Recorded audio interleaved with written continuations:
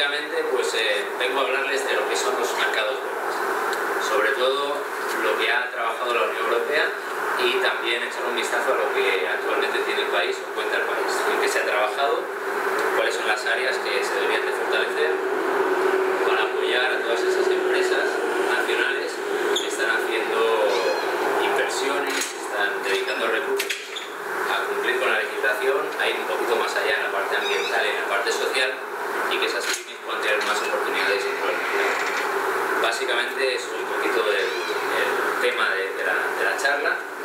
Primero voy a empezar con mi presentación, aunque brevemente ya me ha presentado doña Luisa. Mi nombre es José Ramón Domènech, soy de Barcelona, llevo más de 12 años trabajando en Centroamérica, en lo que es gestión ambiental. He trabajado y coordinado proyectos de cooperación internacional para la cooperación alemana, cooperación estadounidense, y siempre que es temas como análisis de ciclo de vida, ecodiseño, sistemas de gestión ambiental, producción más limpia, es siempre muy relacionado con lo que es el tema ambiental. Básicamente la experiencia relevante que tengo sobre el tema de mercados verdes viene todo lo que es la parte de la compra pública sostenible, un poco la parte de la demanda en el sector público. Y ahí, como veis, pues he trabajado en un proyecto interesante con el Ministerio de Hacienda. Desarrollamos unas guías de compra sostenible que son de acceso y uso para todas las instituciones públicas de Costa Rica. Desarrollé también unas guías de gestión ambiental para el sector público en los países de Guatemala y Panamá, además de Costa Rica. Y también he liderado un proyecto de Naciones Unidas en el país, que voy a detallar un poquito más adelante, que trataba de la implementación de la compra sostenible en el sector público. Básicamente esta es la experiencia relevante sobre este tema que tengo, y además, como comentaba Luisa, pues toda la parte empresarial. Hace 2 años soy gerente de una empresa de reciclaje de electrónicos y fluorescentes, que obviamente tiene el ADN ambiental, y entonces me estoy encontrando en el día a día con todos los obstáculos que una pyme con lineamientos ambientales se puede encontrar, y por tanto puedo hablar de la parte de la asesoría y la parte también de experiencia propia. Básicamente hay bastante información, voy a tratar de ser bastante eficiente a la hora de hablar de diferentes conceptos, y he diseñado la presentación de esta forma. Primero una introducción para que estemos claros de lo que hablamos cuando hablamos de mercados verdes, qué es un mercado verde y por tanto la definición, y que veamos un poquito el potencial también que hay ahora mismo a nivel mundial en el tema de mercados verdes. La segunda parte de la presentación va dirigida a no inventar el agua tibia, ¿no? Ya tenemos un mercado verde bien consolidado en Europa, entonces vamos a ver, hay muchísima información, muchísimos proyectos e iniciativas que Europa ha desarrollado, pero hemos tratado de sintetizar las más importantes. Lo hemos dividido en oferta y demanda. ¿Qué ha hecho la Unión Europea en cuanto a la oferta? ¿Qué ha hecho la Unión Europea en cuanto a la demanda? Y viendo un poco esa experiencia, luego ya nos centraremos en Costa Rica, ver qué hay, tanto en el fomento de la oferta, la promoción de la oferta, como en la demanda, tanto en el sector público como en el privado. Y al final una pequeña filmina con una serie de conclusiones de lo que hemos trabajado. Bueno, ¿qué son los mercados verdes? Básicamente, un mercado verde es aquel que comercializa ya sea productos o servicios que van dirigidos a mejorar el ambiente, el impacto que tienen en el medio ambiente esos productos y servicios. Ahí podemos estar hablando de prevenir, medir, controlar, limitar, minimizar y corregir el daño ambiental. Básicamente, todo aquel producto que tenga unas características ambientales que vayan a minimizar los aspectos críticos ambientales de ese producto en su ciclo de vida, es un producto que se puede considerar verde. Por tanto, al comercializarlo, estamos trabajando dentro del marco de un mercado verde. Básicamente, el mercado verde se está viendo como una tercera revolución industrial, ¿no? Un poco la evolución de la industria ha pasado por, podríamos decir, la primera revolución industrial, donde hablábamos de todo el tema del hierro, de la metalúrgica, de la energía hidráulica, textil, etc. Llegó la segunda revolución industrial, que ha sido básicamente la que ha causado la mayor parte del impacto a nivel de cambio climático, donde ya empezamos a trabajar fuertemente en el tema de la electricidad, petroquímica, aviación, electrónica, etc. Y ahora se está visualizando los mercados verdes como esta tercera revolución industrial. Básicamente, a nivel de mundial estamos viendo que o dejamos esta economía basada en el carbono y pasamos a una nueva forma de desarrollo, o simplemente no es sostenible la forma de desarrollo que tenemos actualmente. Por tanto, estamos yendo hacia una tercera revolución industrial donde podríamos hablar de temas como sostenibilidad, biomimética, nanotecnología. Recientemente les traigo un pequeño recorte de la Nación. Innovaciones que van hacia ese tipo de tecnologías, energías renovables. Obviamente es un mercado ya grande, ahora vamos a ver que tiene un potencial muy importante. Diseño de sistemas, la química verde. Todos esos conceptos son los que en principio están abanderando lo que es la nueva revolución industrial que entra dentro del marco de los mercados verdes. Esta filmina la hemos traído un poco para que vean el potencial, ¿no? Es bonito hablar de mercados verdes, pero a nivel económico, ¿qué quiere decir esto, ¿no? Entonces, esta información sacada de un informe de IOBE, de una institución pública del País Vasco, nos dice que los mercados verdes mundiales estaban en 2007 alrededor de 1.400 billones de euros, básicamente lo que se estaba moviendo dentro de esos mercados. La proyección es que para el 2020 el volumen de negocios que esté dentro de ese mercado sea el triple, prácticamente. O sea, realmente se están estimando una serie de incrementos anuales por los diferentes sectores bastante interesantes que promedian un 6,5%. Dentro de estos sectores podemos encontrar lo que es la eficiencia en materiales y el ecodiseño como uno de los grandes temas, ¿no? Que va a tener un crecimiento anual promedio de un 10%. Esas son las proyecciones que se tienen. Y obviamente, pues no vamos a descubrir el agua tibia, lo que son las renovables y la energía sostenible, pues tiene también un potencial más grande. Es decir, dentro de estas categorías, los mercados verdes que en teoría van a crecer más, van a ser aquellos que van a estar dirigidos a eficiencia en materiales en los productos y el ecodiseño, y en la parte de renovables y energía sostenible. Básicamente, pues hemos hablado de lo que es el mercado verde y el potencial que tiene a nivel de negocio, ¿no? Vemos que puede ser un buen negocio, y de eso se trata esta charla, ¿no? De que analicemos y veamos el potencial que tiene pasarse del business as usual a una serie de innovaciones dentro de las industrias que van a llevar a generar productos y servicios más ecoamigables, que van a tener opciones de entrar a estos negocios, ya sea a nivel nacional, si se genera una demanda interesante a través de ciertas medidas, o ya sea a nivel de exportación, como actualmente muchos de los productores orgánicos del país ya están aprovechando y están exportando con ciertos buenos precios a nivel de mercado.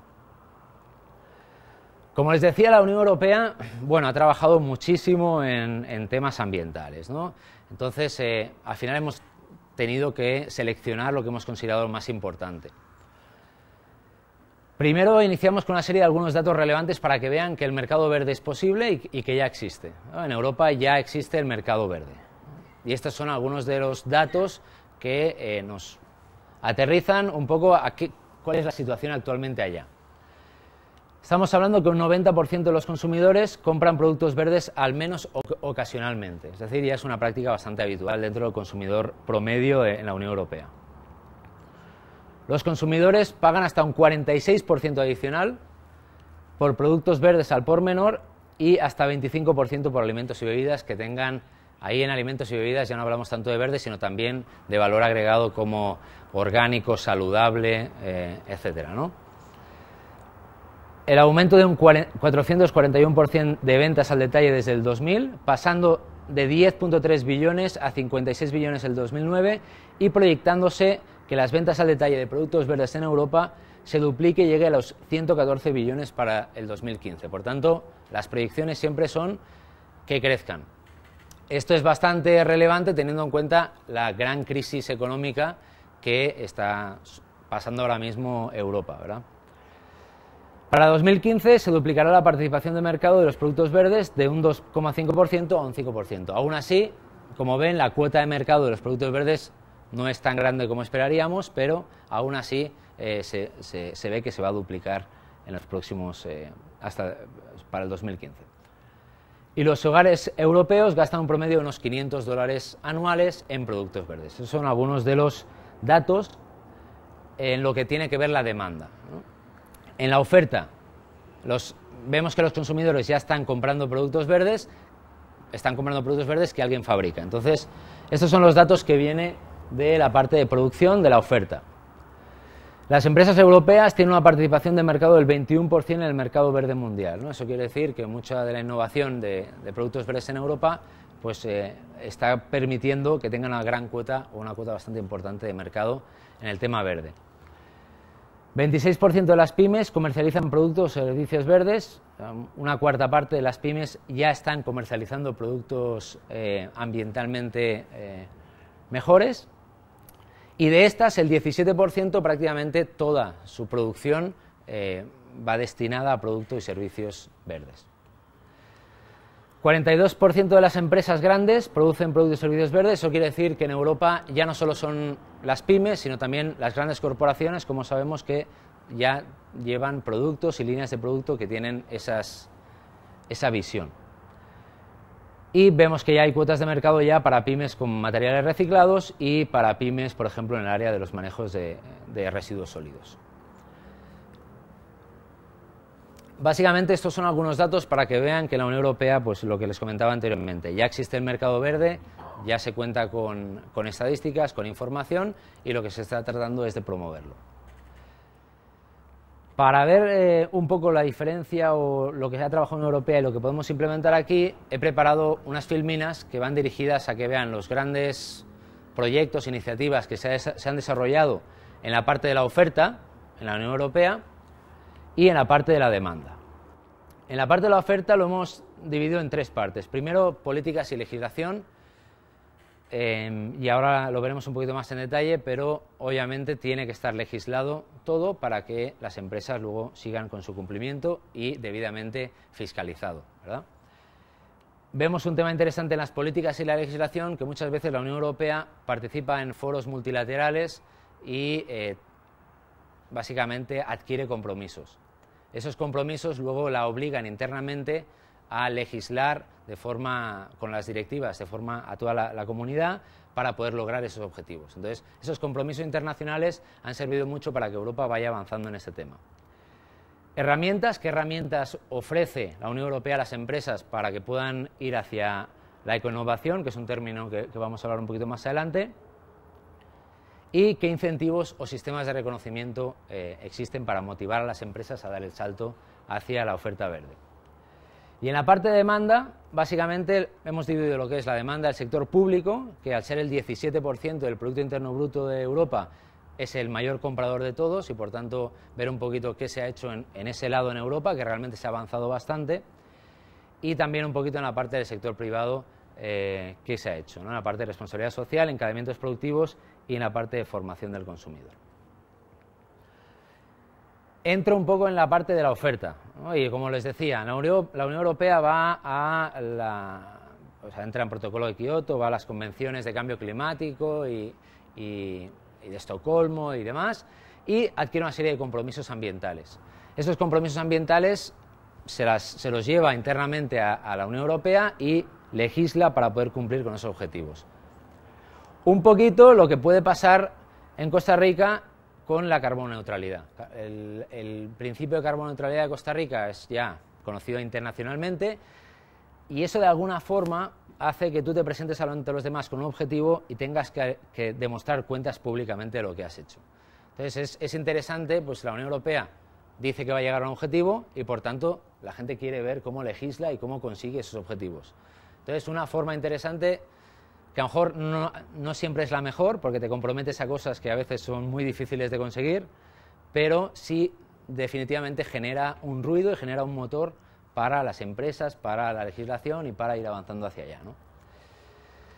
Básicamente a nivel interno, en la Unión Europea hemos destacado 3 o 4 cosas interesantes.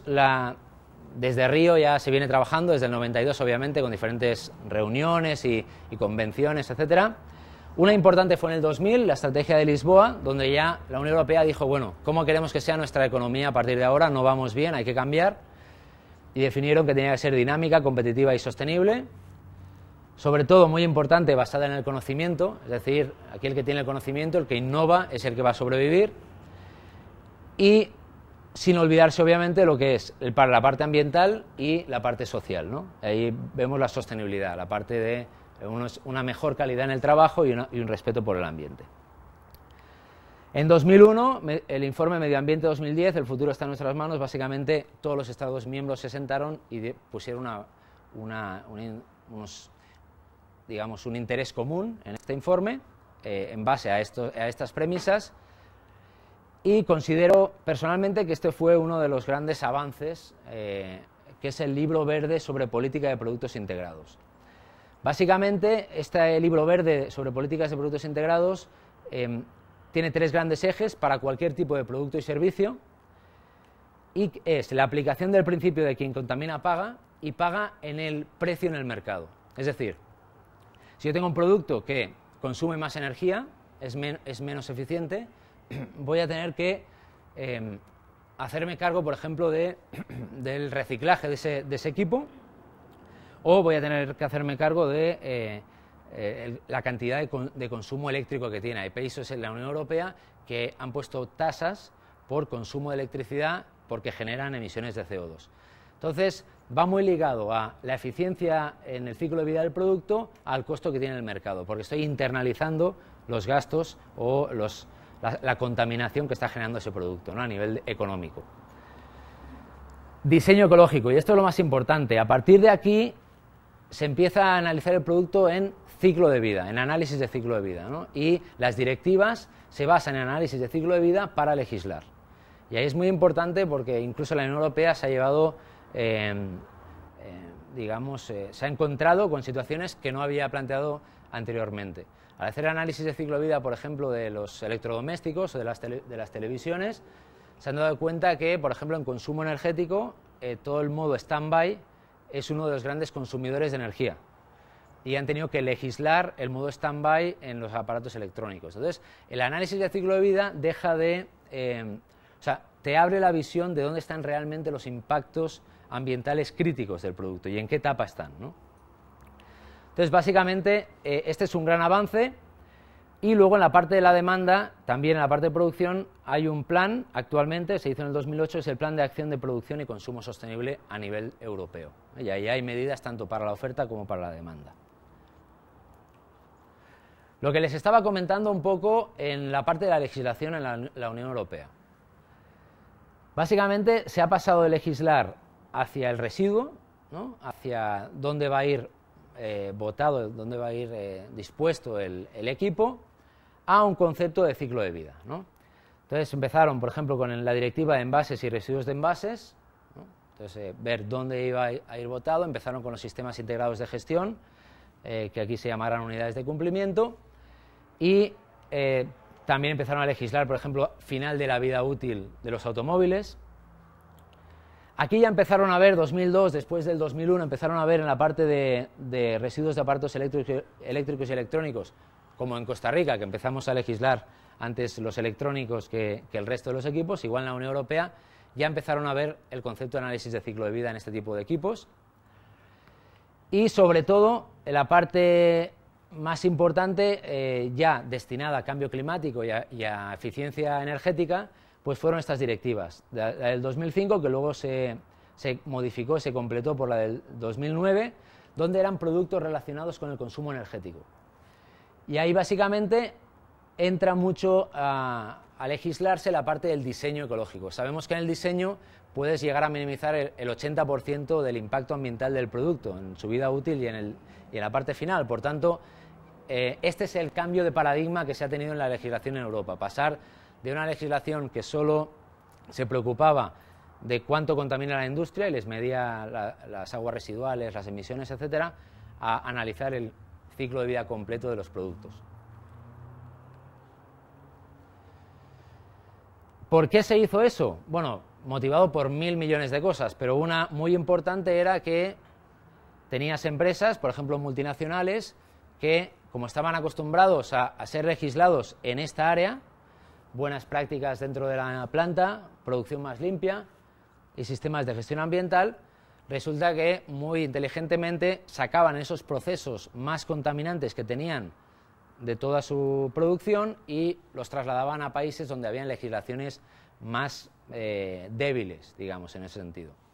Entonces, claro, ¿qué pasaba? Cumplían perfectamente con la legislación, pero resulta que había un cambio de contaminación que además era global, porque las emisiones, al final, da igual que emitas en Barcelona o que emitas en Costa Rica o emitas en Marruecos, por tanto la contaminación se continuaba dando, pero no estaba localizada en su planta de producción, con lo cual estaban totalmente cumpliendo con la legislación.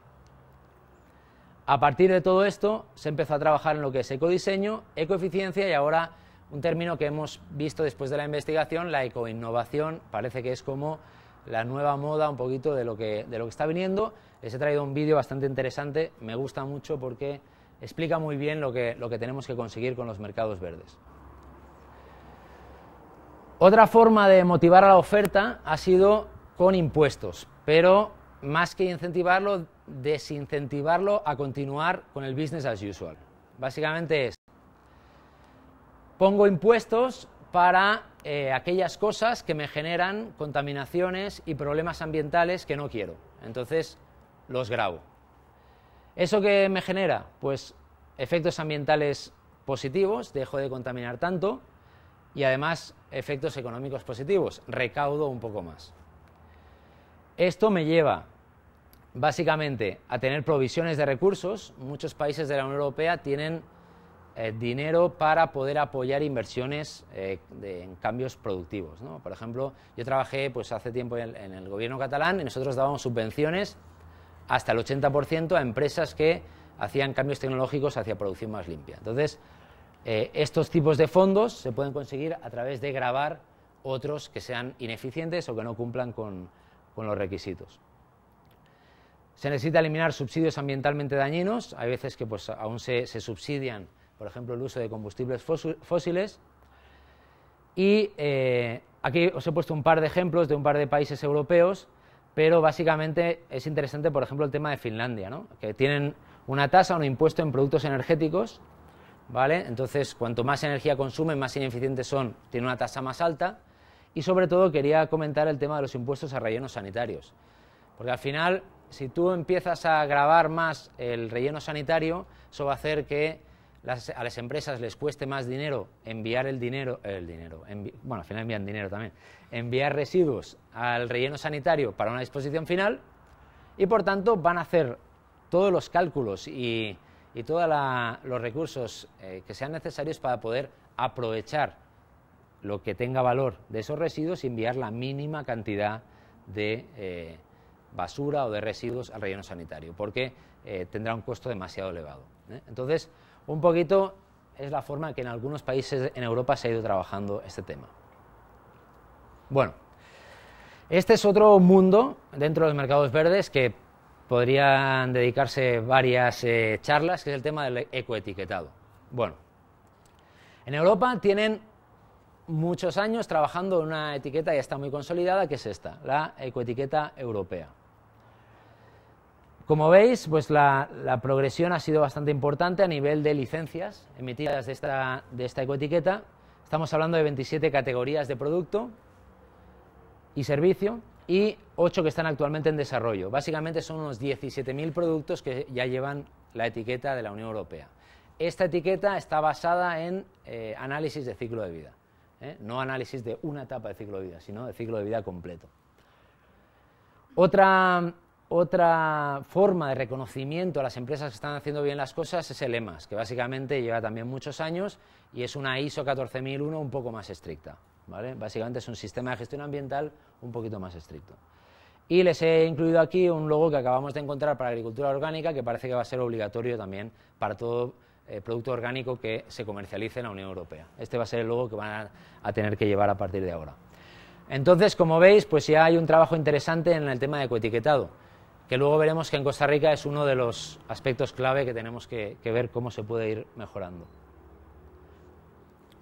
Me pidieron también explicar un poquito las diferencias en las ecoetiquetas, lo voy a hacer de una forma muy breve. En la Unión Europea encontramos cientos de etiquetas y eso es un problema porque el consumidor al final no tiene muy claro qué es lo que está recibiendo con esa etiqueta. Y básicamente se dividen en varias categorías. Dependiendo del tipo de marcado, hay un tipo de marcado que es obligatorio y otro que es voluntario. Hay algún marcado que aporta información medioambiental y otro que no aporta. Y es interesante porque incluso aquí en Costa Rica nosotros hicimos un estudio, por ejemplo, para el papel, para 8 sectores, un poco un estudio de mercado, y resulta que nos encontrábamos resmas de papel, seguro que lo habréis visto vosotros, con una etiqueta que pone, por ejemplo, reciclable. O sea, es una mariposita muy bonita, muy verde, pone producto reciclable. Bueno, yo no sabría si meterlo en que aporta información medioambiental o no aporta, porque al final, claro que el papel es reciclable. Entonces es una obviedad que no tiene sentido, pero a un consumidor que no sabe, obviamente lo está engañando y piensa que es una etiqueta ambiental. Entonces está sucediendo esto continuamente, el greenwashing, ¿verdad? El alcance de la información ambiental, esto es interesante, ¿eh? Ecoetiquetas que se refieren a una etapa del ciclo de vida del producto y hay ecoetiquetas que se refieren al ciclo de vida completo. Entonces, si usted se encuentra el punto verde, por ejemplo en Alemania o en España, eso quiere decir que la empresa se preocupa de la disposición final del envase, pero no necesariamente quiere decir que está preocupando de las materias primas que van en ese producto, ¿no? Y verificación de la información es otro tema clave. Es muy diferente tener un sello que está autorizado, auditado por terceras partes, que un sello propio que tu propio diseñador lo ha definido y lo incluyes en tu empaque, ¿verdad? Es bastante diferente. Entonces, en la Unión Europea les he puesto ahí, bueno, hay unos casos, hay unos ejemplos. Cumplimiento legal, marcado obligatorio. Por ejemplo, este sello, digamos, de la CE, es todo producto que se comercializa en Europa debe llevarlo y cumple con los estándares de calidad. Valoración ambiental, este sellito, esta etiqueta, que ahora voy a detenerme un momentito porque realmente es un caso de éxito bastante interesante, que básicamente tiene valoración ambiental porque está diciéndote cuán eficiente es el producto. Y marcado voluntario, el sistema integrado de gestión, que bueno, se paga, entonces tú puedes usarlo o no usarlo, y que no vaya incluido en la basura. Pues te lo puedes poner o no, entonces pero no aporta una información ambiental importante. Y en el marcado voluntario tienes, por ejemplo, el tema de la identificación del tipo de plástico, ¿verdad? Todo lo que es la ecoetiqueta europea, esto seguro que han visto este sellito de FSC para la fuente forestal sostenible, ¿no? Este tipo de cosas, que no se blanquee con cloro el papel, entonces son una serie de sellos. Y los sistemas de gestión que hemos hablado ahora, como la ISO o el EMAS. Entonces realmente hay un panorama pues, de muchísimos sellos y al final, pues como queremos aprender de las experiencias de otros lados, ellos se han encontrado con este problema y lo ideal es que en Costa Rica podamos cortar a tiempo esto y podamos iniciar ya con un sello bastante más consolidado. Y les voy a explicar un poquito la iniciativa del SIREA, ¿verdad?, del Ministerio de Ambiente, que ha empezado un poco con esa idea. Vamos a ver.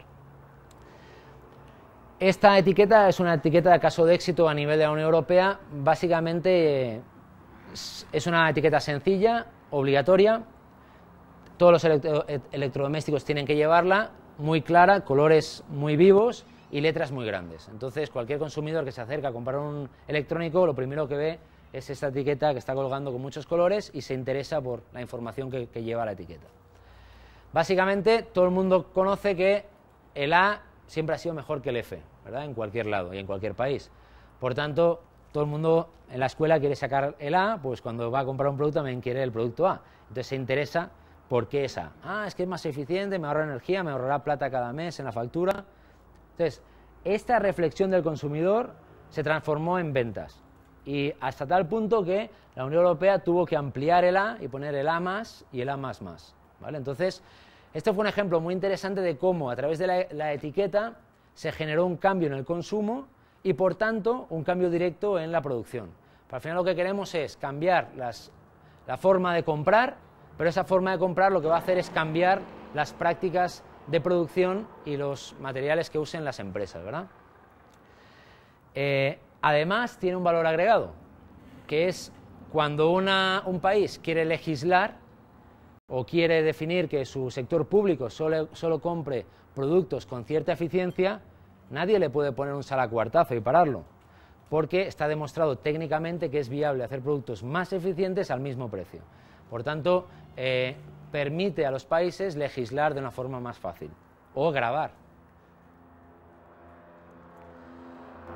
Por tanto, en Europa hay unas etiquetas interesantes que el consumidor se puede fiar de las ecoetiquetas, y también reciben ayuda las empresas, algún tipo de ayuda, ¿no? Hay proyectos, seguro conocéis el proyecto LIFE, por ejemplo, que va dando fondos para diferentes proyectos ambientales, y en este caso encontramos, por ejemplo, este programa para el apoyo en el cumplimiento ambiental de pymes, se llama ICAP, y básicamente pequeñas, ecológicas y competitivas, es como las etiquetan. Básicamente apoya a las pymes a solucionar todo lo que son las inquietudes ambientales que tengan respecto a su negocio. Oye, esto se puede hacer, esto no, ¿dónde debo mejorar? ¿Cómo se hace esto? Minimizan la burocracia, los apoyan con trámites, les crean know-how, les facilitan el financiamiento, es decir, mejoran las comunicaciones, apoya la generación de redes. Entonces, es un proyecto interesante que apoya a la pequeña y mediana empresa ambiental europea. Y, cómo no, premios, ¿no? Al final es bien interesante, aquí en Costa Rica hay casos claros de premios, por ejemplo, de la Cámara de Industrias y otra serie de premios que se dan, de bandera azul ecológica, etcétera, pues salen en la prensa, hay proyección en los medios, y por tanto es importante que todas esas empresas que hacen esfuerzos para cumplir con todo esto tengan algún reconocimiento. Y en Europa pues hay premios de los negocios europeos por el medio ambiente.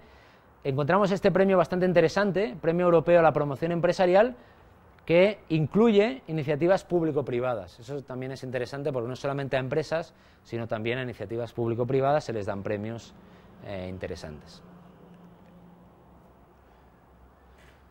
En la parte de la demanda, básicamente, como les decía, ¿no? El 17% del Producto Interno Bruto en Europa es el poder de compra que tienen los estados o la administración.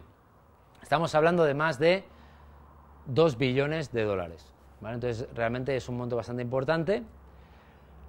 Y ya se viene trabajando desde hace tiempo con guías, herramientas para poder incluir los criterios ambientales y sociales a las compras públicas. Y además, pues ya hay 23 países dentro de la Unión que cuentan con una política nacional de compra pública sustentable. Entonces ya hay un avance ya a nivel incluso de político que se han aprobado estas políticas nacionales. El objetivo que tenía la Unión Europea, que no llegó a alcanzarlo, era que el 50% de las compras en 10 categorías fueran compras verdes o sostenibles. Y determinar una serie de 10 categorías que fueran las más importantes. Entonces ahí vemos algunos de los países cómo han ido incluyendo lo que son criterios ambientales y sociales a sus compras en las 10 categorías. Obviamente lo que es la compra pública sostenible está dentro del Plan Europeo 2020 hacia una economía eficiente en recursos, ¿no? Es uno de los pilares de este plan. Entonces, básicamente sí se ha trabajado mucho en la Unión Europea, también apoyado por Naciones Unidas, el Programa de Naciones Unidas para el Medio Ambiente, que ahora veréis que financió un proyecto aquí en el país, también apoya a nivel mundial y a Europa en todo este desarrollo. A medida que el sector público empieza a comprar este tipo de productos, se genera otro beneficio que son las economías de escala. Cuanto más volumen de productos verdes se compran, se generan economías de escala y eso tiende a bajar los precios de los productos. Entonces, uno de los mitos que tenemos que luchar es que el producto verde es siempre más caro y mucho más caro. Por tanto, a medida que vaya siendo parte de los comercios normales y vaya siendo parte de una economía de escala, básicamente se van a ir rebajando y no va a ser siempre cierto esa premisa que mucha gente pues tiene como normal. En la parte del sector privado, pues la responsabilidad social empresarial o corporativa, básicamente que ya estaba integrando las preocupaciones sociales y ambientales en las operaciones comerciales y relaciones con stakeholders, sobre todo de las grandes empresas. Entonces ya empezaban a pensar en inversiones sociales, ambientales, etcétera. Y ahí hay lineamientos como la gestión socialmente responsable, consumo socialmente responsable y la inversión socialmente responsable. En campos, por ejemplo, como la inversión, hay bancos, por ejemplo, si no recuerdo mal, Triodos Bank, que está en Europa, básicamente es un banco social. Todas las inversiones que se hacen tienen un gran componente social. Por tanto, ya empiezan a haber ese tipo de posibilidades. Y otro tema muy importante es el tema de los encadenamientos productivos. Y aquí la prensa ha jugado un rol muy importante. Han habido grandes multinacionales que han visto afectada su marca y su imagen por descubrimientos en países en vías de desarrollo de plantas de maquila o lugares de producción suyos, donde han salido noticias de que habían niños trabajando, personas que no tenían elementos de protección personal, etc. Entonces, ahora os voy a mostrar un pequeño ejemplo de IKEA, que es una marca, una empresa grande en Europa, y cómo lo ha ido trabajando, pero básicamente eso es otro de los campos donde la Unión Europea está trabajando fuertemente, encadenamientos productivos. Y en la parte de la formación y sensibilización no hemos traído mucha información, pero ya la Unión Europea está trabajando mucho dentro de lo que es el Plan de Acción de Producción y Consumo Sostenible, con muchas herramientas tipo campañas de comunicación, páginas web, correos electrónicos, etcétera. Como les decía, un pequeño ejemplo de una empresa grande en Europa, IKEA, que bueno, es muy grande a nivel de productos para el hogar, decoración y mobiliario. Es líder prácticamente a nivel mundial y tiene productos de bajo coste sin sacrificar la calidad del diseño. Básicamente te venden los muebles en partes y uno tiene que llegar a casa y montarlos. Y luego tienen más de 1.350 proveedores en 50 países. Entonces, viendo los ejemplos de otras empresas que han tenido esos problemas de imagen, básicamente las grandes corporaciones dicen, bueno, ¿qué puedo hacer yo para que no me pase, ¿no? Entonces, ellos, por ejemplo, han desarrollado este código de conducta en el cual los proveedores deben de comprometerse a una serie de condiciones, ya sea en la parte ambiental y en la parte social. Entonces, ejemplos de la parte social, pues que crear un entorno laboral seguro y saludable, ¿no? Cosas bastante, digamos, obvias y claras, ¿no? Pagar al menos el salario mínimo legal, ¿verdad? Dar buenas condiciones a los trabajadores y todo lo que es la parte de cumplimiento con las convenciones de trabajo de la OIT a nivel internacional, ¿verdad? Y en condiciones ambientales, pues dependiendo del tipo de sector, pues unos parámetros básicos que los proveedores deben de cumplir. Muchas de esas empresas, por ejemplo Inditex, una gran empresa europea en la parte textil, hacen auditorías periódicas a sus maquilas, a sus proveedores en países como Perú, Marruecos, etc. Ok, aquí voy a parar un momentito, voy a poner un vídeo de la Unión Europea que me ha parecido muy interesante para comentarlo con ustedes. No se asusten, no vamos a ponernos a bailar, pero entonces, por lo menos para que vean.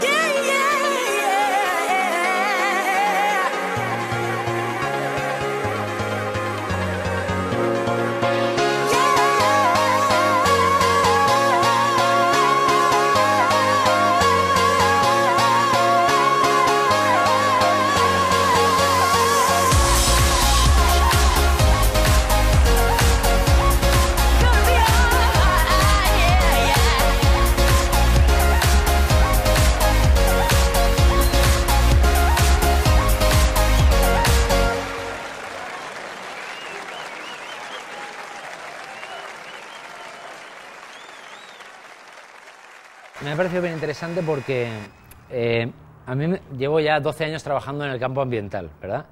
Entonces, yo siempre he pensado que los ambientalistas, ecologistas, ONGs, etcétera, siempre nos ha faltado mucho el trabajo, digamos, con las mismas herramientas del mercado, ¿no? Las mismas herramientas que usa Purdy Motors para vender carros, o que usa Porsche, o usan grandes empresas. Hemos estado siempre muy separados de las herramientas de marketing convencionales. Entonces, al final, creo que el único futuro que tenemos es cuando realmente el carro más bonito y el que todo el mundo quiere tener, y la computadora más bonita y la que todo el mundo quiere tener, y la nueva innovación es la más ambiental, es cuando realmente estaremos generando un cambio. Porque al final nos hemos históricamente estado peleando como ellos, ¿verdad? Estábamos los ecologistas, las ONGs, diciendo que estábamos matando el planeta, de que no podíamos continuar así, de que todo estaba mal, y ellos continuaban haciendo sus movimientos de baile para distraernos y hacer cualquier otra cosa. Pero al final tenemos que unirnos, y tienen que ser las mismas herramientas de mercadeo que nos ayuden a vender los productos más ambientales, ¿no? Entonces, este ha sido el esquema, ¿no?, del ambientalista, creando un producto verde de 5 productos que tenía el empresario, y al final el empresario ha dicho, perfecto, pues de estos yo hago 3. Entonces yo gano, tú ganas, todo el mundo feliz, y vamos adelante. Entonces este es el concepto de la ecoinnovación y de los mercados verdes. Al final el mercado verde no debería existir el mercado, y fuera verde, porque si no es verde, al final el mercado no podrá existir porque no será sostenible. Entonces esa era como la reflexión del vídeo, que me ha parecido bien interesante hacerla. Y el concepto de ecoinnovación pues entra todo. Básicamente es un concepto muy global de bienes o servicios nuevos o significativamente mejorados, procesos nuevos o mejorados, cambios organizacionales, importantes soluciones de mercadeo, y básicamente que vaya a mejorar el ambiente, ¿no? Y ahí hablamos pues puede ser tanto compensar CO2 como revisión de productos o reciclaje, o pasando a nuevos modelos de negocio, nuevos engranajes en la cadena de valor, etcétera. Básicamente todo lo que sea la mejora, ¿verdad?, ambiental. Ese es el concepto como que está promoviendo la Unión Europea, ecoinnovación, donde englobaría todo lo que hemos trabajado hasta la fecha, básicamente en mejora de productos. Esa ha sido una pincelada un poquito de lo que ha hecho la Unión Europea, con unos datos así bastante interesantes. Es el resumen que hemos tratado de hacer. Obviamente pues está a años luz de muchos otros países, y ahora lo que queríamos es revisar un poquito en Costa Rica cómo está la situación, qué se ha hecho y qué deberíamos de fortalecer para llegar ahí. Bueno, Costa Rica tiene algo muy importante y muy interesante para trabajar en mercados verdes que no tiene el resto de los países de Centroamérica, por ejemplo, y es que ya tiene consolidada una imagen ambiental internacional, y eso ya, como diríamos en España, no se lo quita a nadie, ¿verdad? Eso ya lo tiene. Y eso es algo que es perfecto para desarrollar mercados verdes, tanto internos como externos, porque es un marco en el cual todo el mundo te reconoce internacionalmente. Ya se ha trabajado en algunos sectores y tenemos ya avances en algunos sectores, ¿no? Seguro que hay más, pero les he puesto algunos. Ecoturismo, obviamente es una parte que se está trabajando en el país, y está fortalecido, por ejemplo, por un certificado nacional, que es el certificado de sostenibilidad turística del ICT, yo siempre digo, con sus fortalezas y sus debilidades, como todo lo que se hace, pero obviamente pues ya hay una norma costarricense que certifica de alguna forma los hoteles y los turoperadores que cumplen con ciertos parámetros en tema de sostenibilidad. Ecoturismo. Reciclaje, bueno, leímos hace unos meses la inversión austríaca para crear la planta de reciclaje de PET, por ejemplo. Hay una alianza público-privada para el aprovechamiento de residuos valorizables en Costa Rica. Otras empresitas que tratamos de hacer bien las cosas y estar dentro del mercado verde. Ahí se está moviendo, ¿verdad? Hay empresas grandes también que están comprometidas con todo este tema. Productos de limpieza, en el sector hay varias empresas que trabajan esto, pero siempre me gusta poner el ejemplo de Florex porque para mí es un ejemplo extraordinario de una empresa que ha agarrado la bandera de la sostenibilidad y de lo verde y ha llegado a sobresalir y a exportar sus productos con esa bandera, básicamente. Por tanto, pues ya hay avances. Y la parte de productos orgánicos, que el país lleva trabajando hace bastante tiempo con el Programa Nacional de Agricultura Orgánica, y que lo he desarrollado un poquito como un caso exitoso. El tema de los mercados orgánicos, como ven, el volumen de ventas a nivel mundial pues, se ha triplicado en 9 años, es un mercado que está creciendo. También les digo que no solamente es orgánico, como les decía antes, va cada vez a necesitar más valor agregado. Y básicamente pues, la Unión Europea es uno de los importantes consumidores, ¿no? Alemania, Francia, Reino Unido, Italia, son algunos de los países que consumen fuertemente los productos orgánicos. Hoy justamente en La Nación salía una nota sobre los productos orgánicos y el éxito que se está teniendo en la exportación a la Unión Europea. La Unión Europea ofrece equivalencia en el sistema de certificación de productos orgánicos, es decir, no se requiere de ninguna convalidación adicional. Hay 9.360 hectáreas productivas certificadas. Básicamente el producto más importante, que creo que es ronda el 60%, es el banano, el producto certificado orgánico, y la piña también es un componente bastante grande, y luego tenemos otros menores, ¿no? como estos, vegetales y hortalizas, hierbas y especias, macadamia, miel de abeja, etcétera, son algunos pequeños nichos de mercado que ya se están trabajando aquí. Y se exporta a Europa, como les decía, Alemania es el principal mercado y también se exporta a otros países de la Unión Europea. Hablamos de ecoetiquetas, hay una certificación que se está dando en Costa Rica con Rainforest Alliance en piña, banano, café, flores, cacao, maracuyá y naranja. Vemos que van saliendo en la prensa ya artículos relacionados con la exportación de esos productos. Salió hace poco este tema, por ejemplo, la certificación de origen de las maderas para exportar a la Unión Europea. Productos ticos certificados se afianzan en Europa. Entonces, el café, por ejemplo, que se está trabajando también. Si no me equivoco, están recibiendo un 10% de precio adicional por ser producto orgánico. Por tanto, hay ya unas ventajas interesantes a nivel de precios. Y Procomer ha detectado una serie de nichos de mercado que son interesantes, que se están demandando en Europa y que por tanto los productores nacionales podrían ir hacia ahí. Y aquí hablamos pues de miel de abeja, camarón, tilapia, empaques biodegradables, una serie, no voy a entrar a detalle, una serie de productos. Entonces, como ven, este es un mercado verde que ya ha sido en cierto modo exitoso en Costa Rica, ya hay gente trabajando en él, hay gente exportando a Europa y eso es algo que tenemos que tratar de copiar y pegar en otros sectores, ¿no? Yo creo que bastante oportunidad podrá haber en el tema de cambio climático, eficiencia energética y productos que van relacionados con la eficiencia energética o la disminución de emisiones, ¿no? Energías renovables, etcétera, debido a la demanda que la Unión Europea va a tener de esos productos, pues va a ser bien importante. Adicionalmente, ya no solo se pide orgánico, como les decía, saludable, carbono neutral, comercio justo, son algunos de otros parámetros que ya se están manejando a nivel de Europa, la certificación Fairtrade, por ejemplo. Como les comparaba un poco Europa, les comparo en Costa Rica. Legislación. En Costa Rica estamos muy bien de legislación. Hay muchísima legislación y está muy avanzada, y si la comparamos con el resto de Latinoamérica, somos los reyes. El otro tema es la implementación, la fiscalización de la legislación. Calidad ambiental, reconocimientos y premios, agua, aire, cambio climático, guías ambientales y planes de gestión ambiental institucional, energía, residuos, contaminación sónica y visual. Prácticamente tenemos leyes en casi todo, pero como les decía, ausencia de implementación y sobre todo ausencia de incentivos significativos, ¿verdad?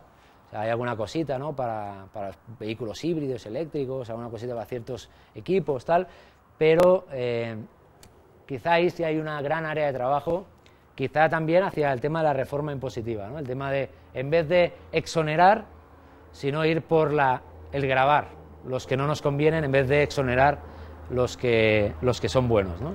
No sé, son ideas ahí, ¿no?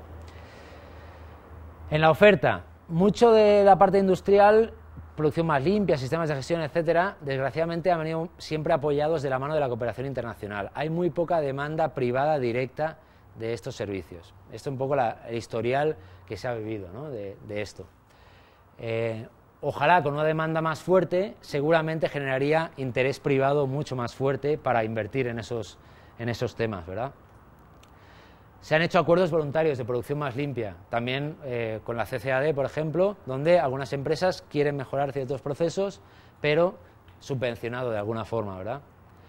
He puesto pequeños esfuerzos, hay muchísimo más. Cámara de Industrias lleva trabajando en la parte de eficiencia energética con Agustín y todo el equipo de consultores, y además el Congreso Nacional de Energía que se hace aquí en la Cámara de Industrias. O sea, son temas que ya se trabaja en la eficiencia, en el uso de los recursos, ¿verdad? Y luego hay como gotitas en el desierto que han sido súper exitosas, ¿no? Por ejemplo, la cervecería con el Global Reporting Initiative, que le han dado, creo que son 2 años, me parece, el A+, ¿no? O sea, un reconocimiento internacional muy importante a una empresa que ha tomado como una estrategia empresarial trabajar en los 3 ámbitos, ambiental, social y económico, ¿verdad? Entonces, un caso interesante de una empresa de aquí. Obviamente, lo que les comentaba, el caso de Florex y alguna otra pyme que incluso exporta productos con la bandera de la sostenibilidad, pero son gotitas en el desierto. Lo interesante sería poder tener todo un ejército de esas empresas que puedan tener éxito, ¿verdad? Y el tema de la carbono neutralidad, que obviamente con todos los proyectos de cooperación alemana, etcétera, pues están buscando oportunidades para trabajar con las empresas, como la estrategia que se hizo de cambio climático empresarial, industrial, con la cooperación alemana, que está trabajando en ver cómo mejoramos procesos para ser más eficientes y emitir menos gases, ¿verdad? Ok, en el tema de ecoinnovación hay muy poco, hay mucho en innovación. Teníamos una noticia hace muy poco que Costa Rica era el primer país en innovación a nivel de toda Latinoamérica y el número 39 a nivel mundial. Por tanto, yo no les voy a decir que no hay innovación, porque obviamente está claro que sí que la hay, si no se visualiza una específica hacia los temas de sostenibilidad, que sería muy agradable. Ahora me quito el sombrero de consultor, me pongo el de empresarial. Por ejemplo, en el tema de electrónicos hay 1000 oportunidades de innovar y de trabajar, pero una pyme sola no vamos a contratar un laboratorio o un tal para hacer cosas, entonces sería interesante motivar eso. Existen fondos tipo el Fondo ProPyme que apoyan todo ese tipo de iniciativas, pero ojalá pues tuviéramos más para generar más ecoinnovación. Hay innovación, les comentaba el tema de la nanotecnología en el TEC, esto hace pocos días. Y vamos a hablar de la demanda, ¿no? La demanda en Costa Rica. El gobierno ha desarrollado algunas iniciativas destinadas a la compra verde y a la compra sostenible, incluso ministerios dedicando recursos propios a desarrollar ciertas iniciativas, lo cual es bastante interesante. Existen instituciones y empresas que han iniciado procesos aislados del trabajo de analizar, por ejemplo, a todos sus proveedores. La cervecería, otra vez, en este caso, tiene un programa interesante de hace 2 o 3 años que analiza ciertos proveedores, les detecta necesidades a nivel de formalización y a nivel de trabajos ambientales y sociales y les pone plazos para que vayan cumpliendo con esos requisitos. Por tanto, es un programa interesante de acompañamiento y de formalización a la micro y pequeña empresa hacia la sostenibilidad. Pero son gotitas. Hemos tratado de organizar el sector verde de alguna forma, pero verde en Costa Rica tiene que ir entre comillas porque no hay ninguna definición de verde a nivel nacional. Por tanto, aquí es el primer problema que tenemos. Páginas Verdes es un directorio que ha tratado de organizar eso. Y tenemos algunas certificaciones o sellos nacionales. Tenemos el CST, el Programa Bandera Azul Ecológica. Hay un sello de eficiencia energética del ICE para iluminación y me parece, si no me equivoco, ya está casi para refrigeradoras y ese tipo de electrodomésticos. Un sello de equidad de género del INAMO, se ha manejado muy bajo perfil. Un sello también específico para lo que es el código de conducta para los hoteles en temas de explotación sexual. Obviamente el sello nuevo de carboneutralidad, ¿verdad? Y este es un esfuerzo interesante del Ministerio. Se presentó hace muy poquito el sistema de reconocimientos ambientales del MINAET. Y eso trata de, en una sombrilla, tratar de meter todos los sellos que hayan en el país.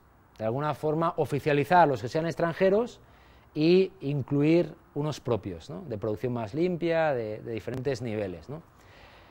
Bueno, esta es una iniciativa que es interesante para tratar de ordenar antes de que se desordene totalmente el tema de los sellos y ojalá en un futuro poder legislar y cortar de raíz el greenwashing, que es algo que nos hace mucho daño a las empresas que nos dedicamos a esto y tenemos competencia verde que no es verde.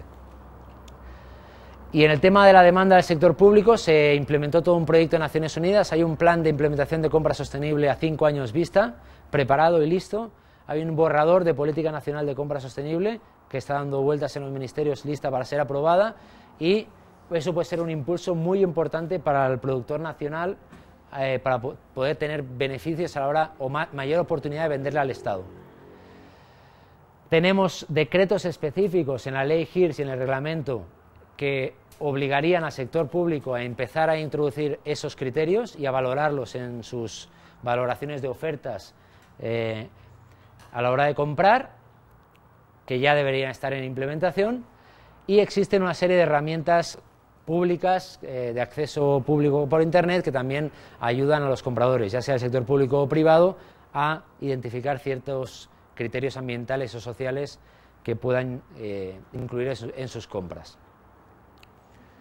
Básicamente, para cerrar un poquito, esto es lo que hay en Costa Rica y algunas conclusiones que quería comentar con ustedes en función un poco del estudio, viendo la Unión Europea y un poco la situación nacional.